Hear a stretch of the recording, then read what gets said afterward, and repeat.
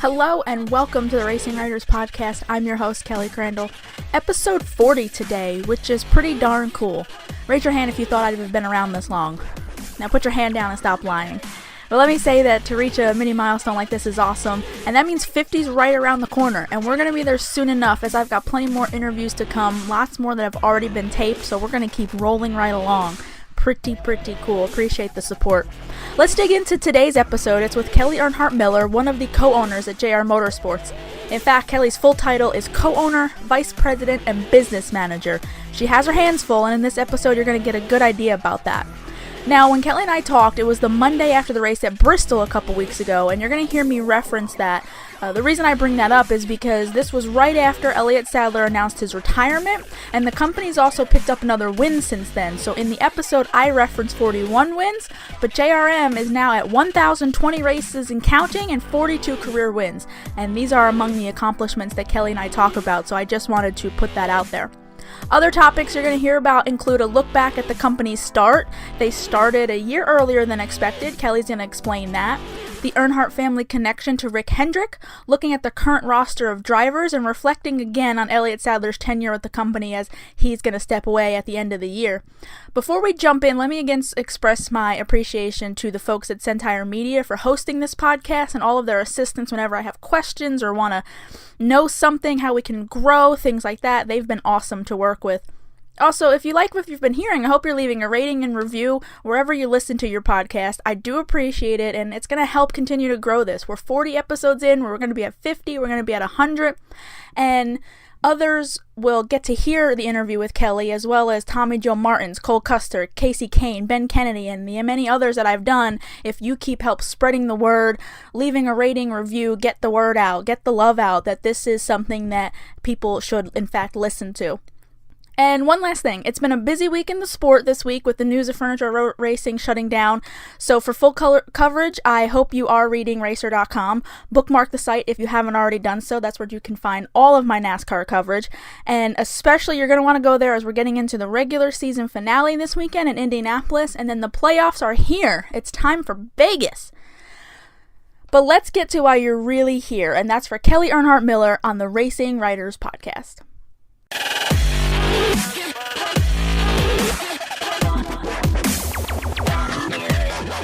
How's your morning been? It's been good. I just got back from moving Carson to college, my oldest. Boy. And so she's in Indianapolis. And so we were there since last Wednesday, and sort of emotional, I guess. She just sent me her first day of college picture, and I'm like, oh my God. But I was excited that she at least sent that to me, so, know. Oh my goodness. She busy yeah. Monday already. Yeah, so getting back, into the groove, and I've been living in a hotel room for the past 4 nights, and her little apartment place was too small for my mom and I to stay, and so, your routine at home, and then you get on the road, and your routine's different. So this morning it was back to, how do I get ready in my own bathroom again? And so I have I'm going over to the bank for something, so then I had to worry about what I was wearing, because, we're kind of casual around here, so you can do, a nice blouse and jeans, and then I thought, okay, well, not today, I can't do that, so yeah. Oh my gosh. Yeah, so it's a Monday. So what are Mondays normally like for you? This. Just getting everything done that needs to get done. This. I don't travel to the races a ton, and if I go race day, and because, we're usually on a Friday or Saturday, you have your Sunday to kind of download, so I'm not really coming off a lot of travel or anything like that, but kid activities, and I've still got a 6-year-old and a 12-year-old at home, and we like to do a lot of family things. We pretty much stay on the go quite a bit, so Mondays are usually just trying to get back into the groove and then kind of catching up, because it doesn't seem like email or anything like that ever stops. It's like all weekend long, they're still coming in, still rolling in. I got several texts that I saved to follow up with on Monday that Dale sent over the weekend or things like that. So there's kind of, getting your bearings back in, and Monday I get through the mail stack and the emails and the follow-ups and that kind of thing, and then Tuesday rolls a little smoother. And then I guess as the week goes on, kind of just give me an idea of, I guess, how it changes day to day. I'm assuming every day is different. It is different. It just depends what we have going on in our world. I think this week is in particular is sort of slow, but sometimes it's like I can't turn around fast enough and the next thing's hitting you. It just is all, it's all just relative to what we have going on. So when we were working on, Dale's retirement or Dale going to NBC, or when we've got these big projects going on, the book, different things like that happen, but you get up to the deadline and it's done, and then it's like, whew, breathe it, you breathe. And it seems like we just go in cycles like that every few weeks. It's like we just can't even get out of our own way, and then all of a sudden we have a few weeks that are kind of down and chill, and the kids start back to school and things are kind of chill right now for the race team. And so I say they're chill, and then Elliott Sadler retires, right? Right.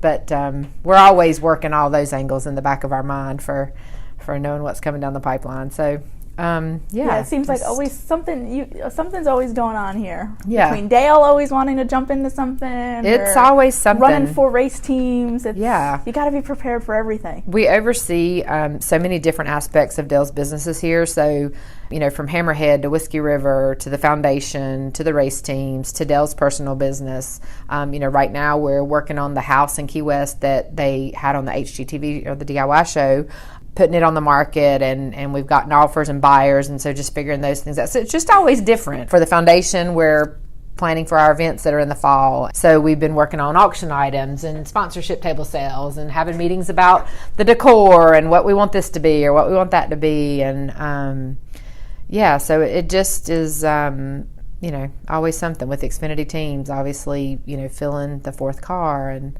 it's just always something. So I wanted to ask about, obviously, of course, JRM in general, but you just touched on some things, of course, so much. You guys have so much going on here. How many more, I guess, business things does JRM handle? Because essentially you're not just a race team. Yeah. I mean, you do social media very well. Podcasts come out of here. You mentioned a lot of Dale stuff. Is there other things that we may not even know about? Well, not really. If you look at our organizational chart, we have this big flow chart of all the companies. There's 17 different companies on there. A lot of those companies are created for liability purposes, so they may not hold like a real business. They just hold some assets or something of that nature. But there's several real businesses that operate out of here. We are 51% owners in the Whiskey River concept. So the things that the relationship with HMS Host at the airports, and then the location downtown. We just did a new location in Myrtle Beach. So we have that going on. We have Hammerhead, our production company that's located across town. We have Dirty Mo Media, which you mentioned, the podcast, and then we're working on original content ideas, video series to come out of that. Yep. So we have a staff of 3 here that work on that. Dale's brand stuff, so that would be anything from his NBC commitments on the weekends to writing the book, to his personal service stuff with all of the sponsors. We still have a relationship with Nationwide and Mountain Dew and Wrangler, and those relationships that are managed out of here. The 4 race teams, there's 90 people in-house that work on that. We're very vertically integrated, so we have our own software developers on staff, we have graphic designers on staff, the social media, the public relations, the marketing account managers that oversee the sponsors for JRM. The foundation is in here, of course. Like I'm walking down the hallway thinking we do the licensing for all the Hendrick drivers. So I have staff in here that handle licensing because we did it in-house for Dale, and then we took over Hendricks. So we do Chase and William and Jimmy and those drivers there, Alex. So and then we have accounting, we have HR, we have a retail store, we do tours, for the race fans. So, and then Dale has over on his property, we have several people that work over there. So there's always things going on. Like this week, they're repairing and sealing his driveway, which is about end to end a mile long between his land. So it's just projects, it's just stuff that comes up, and it's just always something. Was it a conscious effort, Kelley, when you with the race team of saying, hey, we want to be more than just running race cars? Was that a conscious effort to do all of this other stuff, or did it develop naturally over time? They just developed naturally over time. I think, we look at it as we have kind of 2 things going on. We have Dale as the race car driver that he's been for the last 20 years and what has come off of that, and then our JRM race teams. We've been lucky such that we can allocate and utilize our staff kind of across both things, and the Whiskey River and the Hammerhead and all that's kind of branched off from Dale. He wanted it more convenient to do his production, so we created the production company, and then now it's getting bigger.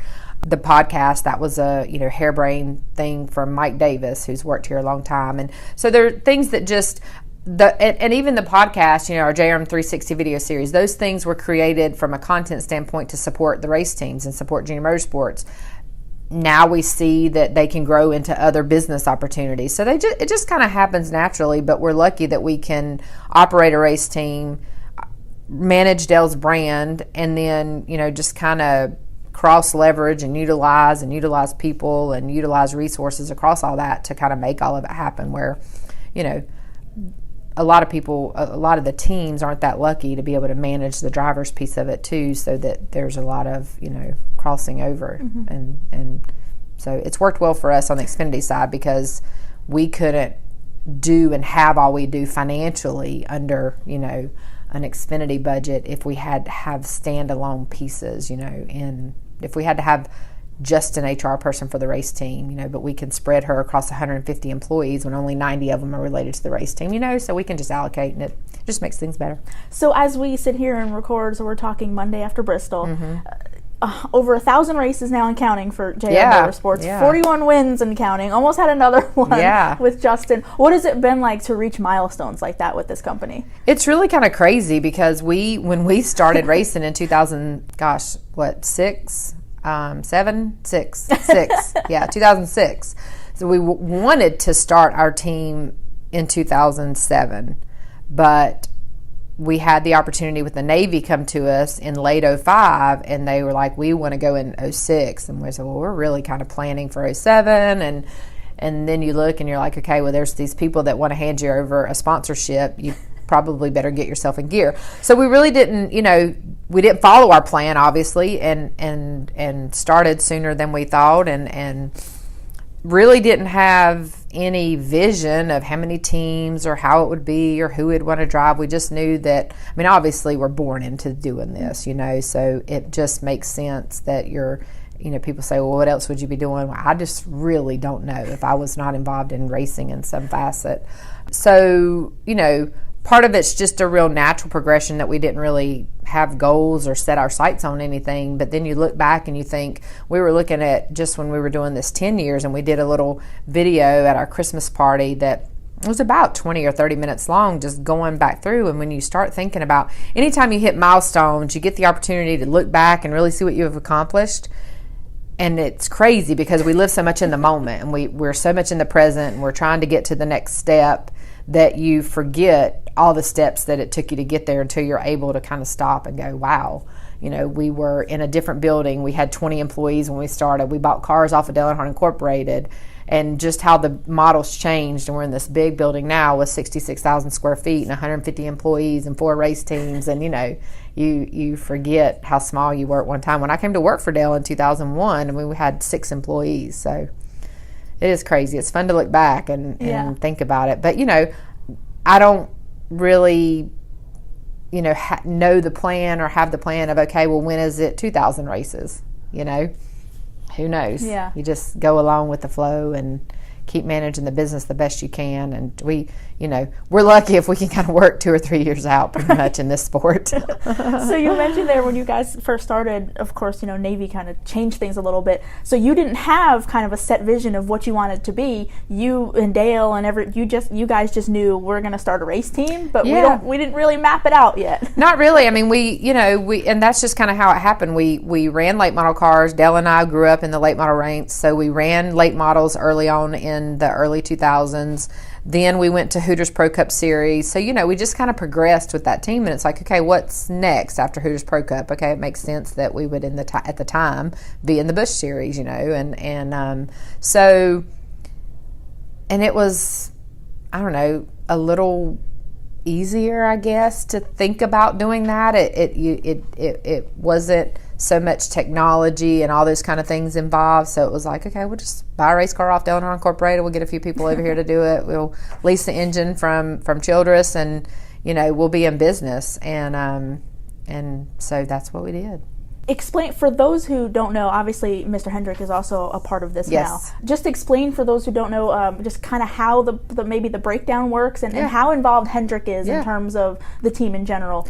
Because I'm sure you know there's a stigma, I guess, in the Xfinity Series that everything's just cup teams. So kind of explain how much you guys actually do in house. Maybe how much Rick and his company is involved. So in 2008, when Dale went to drive for Hendrick Motorsports, we merged our two Xfinity teams. So they had one operating over there, we had one operating over here. We merged the two here in this building, and that kind of set the stage for our partnership with Mr. Hendrick. And now Dale and I own Junior Motorsports.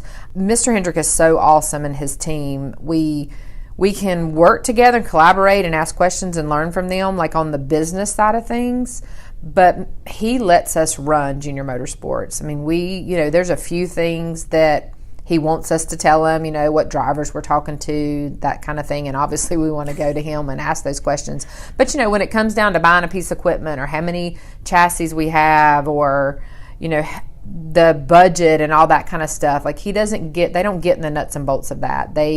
We send them, the budget at the beginning of the year. They look at it and go, oh, good. It looks like you're a little short here, or you're going to make a little bit of money, or you're just going to break even and that kind of thing. But so that's great on the business side of things. When it comes to competition, we utilize their pit crews, we utilize their engines, they build our chassis, we use their sim equipment and work our engineers, work on that. And so it's just different for us because we're not there. Mm-hmm. And anytime I think that, it's the same for us in like Hammerhead. Our employees over at Hammerhead, they're not ingrained in the day-to-day over here because they're just not walking the halls over here. So it's no different. The people there at Hendrick, they've got their own 4 teams to worry about on the Cup side, and they're not daily challenged to think about Junior Motorsports. Whereas when they're all in, when Gibbs gets their employees all together, 500, they're talking about soup to nuts, Cup, their Xfinity stuff, their motocross, all that kind of stuff that they do. So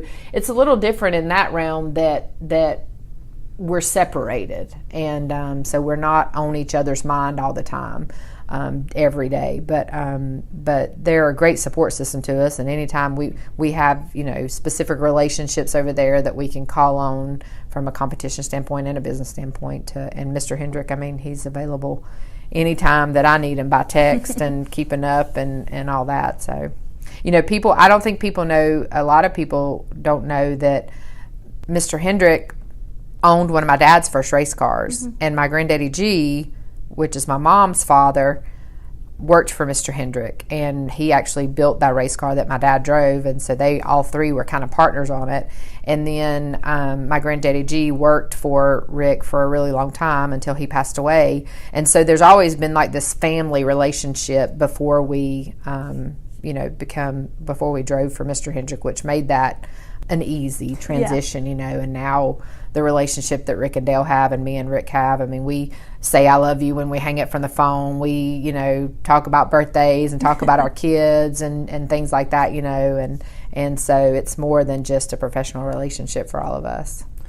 In getting to this point, Kelley, you obviously now it's 4 full-time teams and chasing championships, but there's also been a lot of drivers that have either come in and run one-off races or the all-star car, as it's called. Mm-hmm. Is there anybody that's either come through the doors that you guys have been able to work with, or anybody you haven't been able to work with that you're like, when you do think about it, you're like, yeah, they drove for us. How cool is that? What's kind of weird is like, that one season, like in 2010, I think we had 20 drivers in one of the cars. That was kind of a bad season for us. And bad as in like our full-time driver didn't work out. I think that was Kelly Byers. And then we just, we filled up the car. But with the Jamie McMurrays and just different people driving for us, that is crazy to think about. It's was awesome to have somebody like Kevin Harvick drive your car, who's just awesome.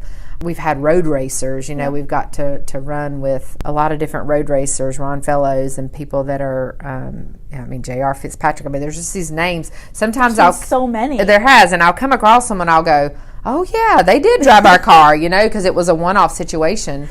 So you do that have you those forget moments, about. yeah. Yeah, you do that in those moments, or you run across something and we had a guy named JR something that drove our car one time. What was it, or something like that. But, as far as a bucket list, I mean, not really as from anybody else coming in.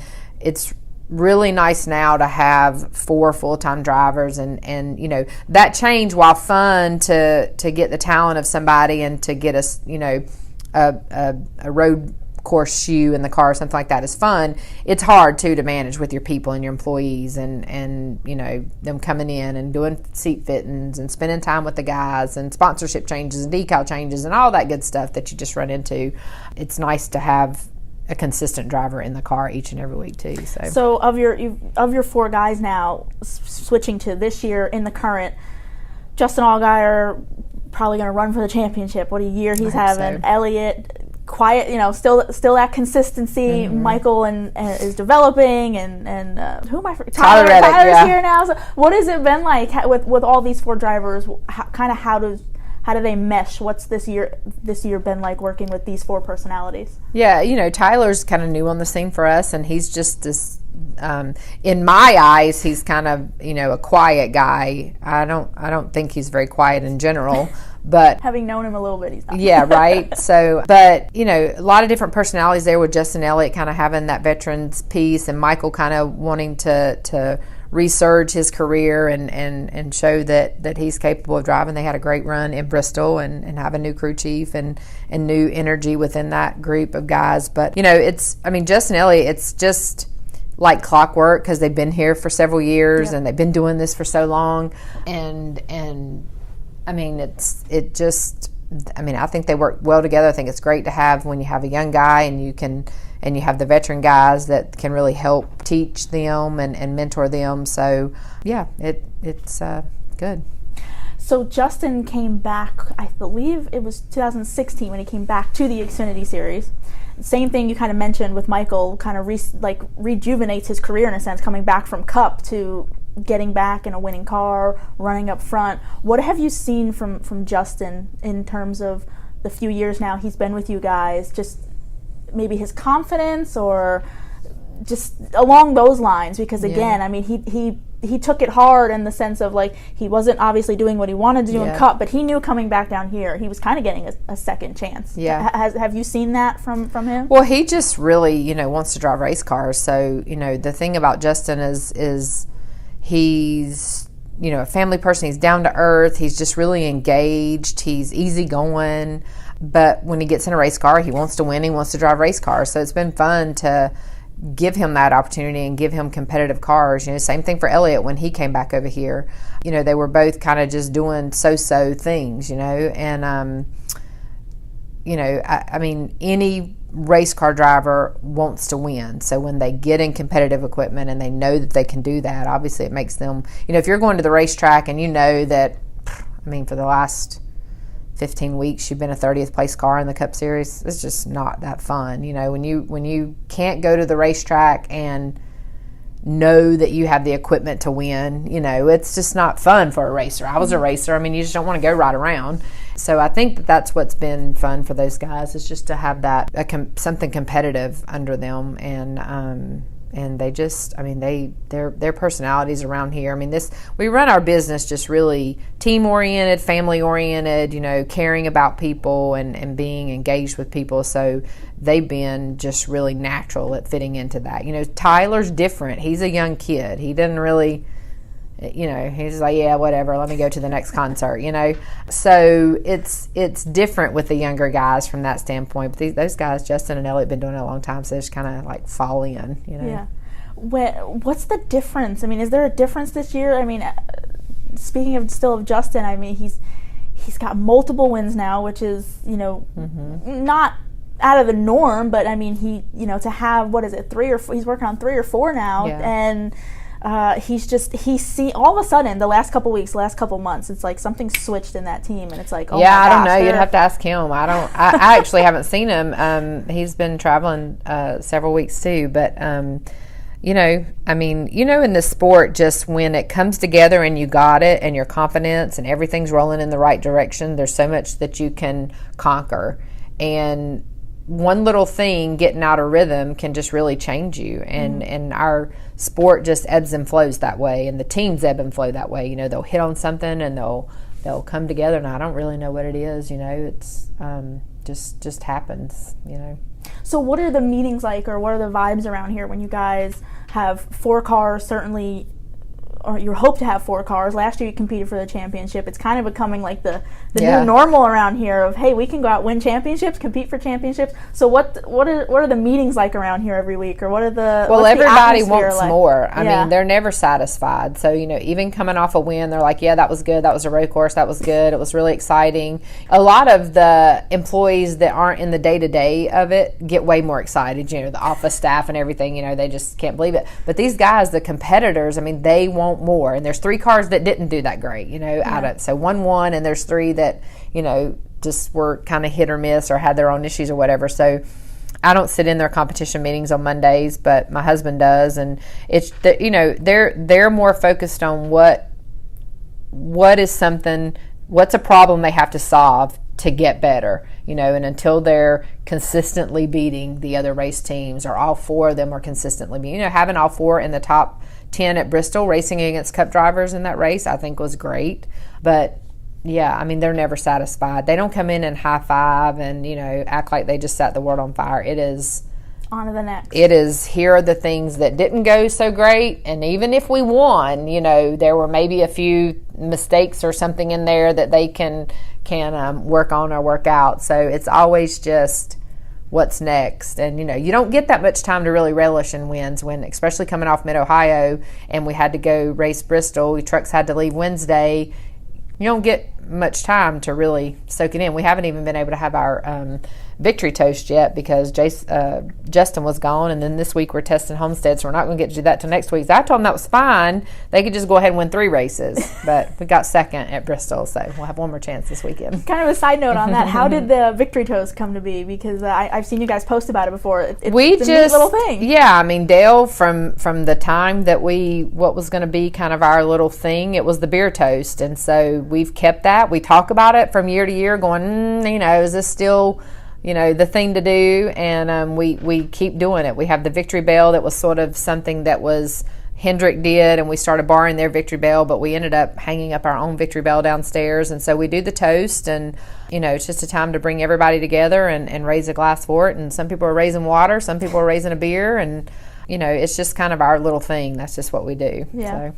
All right, so a few more things for you so you can get out of here. Kind of an off-the-wall question maybe, but you being a former competitor yourself, even if you don't go to the racetrack, I'm sure you're keeping track, maybe watching from afar.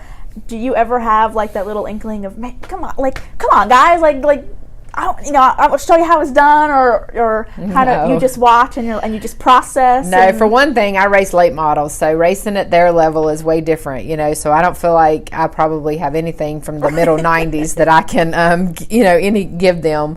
And, you know, I mean, there's a group of experts, you know, there at the racetrack each and every weekend, and, you know, hindsight's 20/20, right? So, you know, you can think about something that happened and go, oh, well, maybe we should have done this or that or whatever, but I also know in the heat of the moment and in the heat of the battle, you just have seconds, you know, and sometimes milliseconds to make decisions. And so, you know, they're way back, there's no sense in me being a couch coach, you know. Right. So, yeah. And sometimes, no urge of sitting there and being like, I can show them how it's done. No, you know. I think, you know, the only time this year that I can really think about that was Elliott coming to the checkered, and I forget who it was with. For the win just here in the last month. And afterwards I texted him, I was like, man, why didn't you move him? Like, you haven't won all year. It's been a while since you've won, you know, like, and you know, looking back on it, I think he was thinking the same thing, like, why didn't I do that? Yeah. But you know, there's so much going on and so much running through your mind, and like you say, you just have those split seconds to make it, so you can't really second guess what you did. But sitting on the couch, I was like, move him, you know. So how, in general, when you are watching, are you more the calm, just taking it in? I'm pretty calm until the last few laps, and if we're in position, like, you know, Mid-Ohio, I was up, jumping, going, yeah, and sometimes, you know, my husband's looking at me like, what are you doing, Kelley? But yeah, because, you know, I want to see them do good. And you just, you know, you feel feel like you're giving them that extra push, you know. You get into it. Yeah. So I want to end given last week's news, of course, of Elliott. I wanted to end on just giving you the chance to kind of talk about what he's meant to the company and working with him and kind of what he leaves behind here. Yeah. You know, we've known Elliott for so long when we raced late models together, and him and Dale were really good friends when they both, you know, got into racing and spent a lot of time together personally and, you know, partying and I was just laughing, thinking to him, walking in on their podcast. They were doing Dale's podcast this week, and it was 8 o'clock in the morning, and I walked in to hand Dale something, and I walked out, and I thought to myself, I should go back in there, because 20 years ago, they would be doing a podcast at 8 o'clock at night, right? And neither one of them would be getting up at 8 o'clock in the morning. But, you know, it's been, when we talked to Elliott several years ago about coming to drive here, and it just didn't work out. So when the opportunity came for him to come here 4 years ago, I mean, it was just exciting because he's a friend. And his family, I mean, his sister and Hermie, you know, were around the late model tracks, and we were all around each other. And his parents, I mean, they're just so fun and down to earth, and Amanda and the kids. So it's just family. And for Elliott to be able to have done as well as he's done and get wins and contend for the championships, and it's not over yet, it's just fun to do that with people that you care about and that you like. And so he and his team have just developed a really good friendship. Elliott's been really happy. He talks about it all the time. And, you know, it's an easy relationship. It's been an easy relationship. It's not hard when it's already, there's a foundation that's been set for a really long time for you to care about those people. I hate to see him go on, but I completely understand in terms of wanting to be with his kids. I mean, that's why I don't go to that many races, you know, because I'm a mom and I want to be a mom. And you know, I don't want my kids to look back and go, which I do with my dad, where were you? You know, you weren't at graduation, you didn't see me play softball, you didn't come watch me cheer, all these little things that were important to you as a kid. So I'm glad that he is able to make that decision and do that. And his leadership, you know, and that'll be missed, I think, because he's a cheerleader, he's a good leader, people look up to him, and he knows how to get his team going and build that morale, build that support, and really engage people. So I'll miss that about him from that standpoint and from Junior Motorsports. But it's been a good run and a great way for him to go out. So it's not quite over yet. Yeah. We'll end it on that. Kelley Earnhardt, really, awesome. thanks for being on the podcast. Thank you. Good luck the rest of the year. Thank you very much, Kelley. I appreciate it.